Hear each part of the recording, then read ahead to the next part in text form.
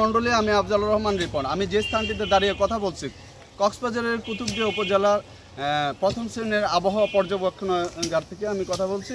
এই স্থানটিতে আপনারা জানেন যে 6টি বিষয়ে আবহাওয়া কেন্দ্রীয় আবহাওয়া অফিসে বায়ুর চাপ, আর্দ্রতা, বৃষ্টির পরিমাণ, বাতাসের গতিবেগ, বায়ুর চাপ, এই রকম 6টি বিষয়ে কেন্দ্রীয় আবহাওয়া অধিদপ্তরে 3 ঘন্টা পর পর এখান থেকে পর্যবেক্ষণ রিপোর্ট দেওয়া হয়। সুপ্রিয় সুধী মণ্ডলী, এখানে 7 জন স্টাফের অনুমোদন থাকলেও 2 জন কর্মকর্তা মাত্র দিনরাত পরিশ্রম করে যাচ্ছে একটি অরক্ষিত বিল্ডিংয়ের মধ্যে। সুধী মণ্ডলী, আমরা দৃষ্টি আকর্ষণ করাতে যাই, এইরকম একটি গুরুত্বপূর্ণ জায়গায় সরকারের নজর দিলে আরও একটি চমৎকার প্রথম শ্রেণীর ভালো পর্যবেক্ষণাগার বা আবহাওয়া অফিস নির্মাণ করা যেতে পারে, যেটির মাধ্যমে আমরা সহজে এই কুতুবদিয়াবাসী কিংবা আশেপাশের লোকজন আবহাওয়া পর্যবেক্ষণ রিপোর্টটা পেতে পারে।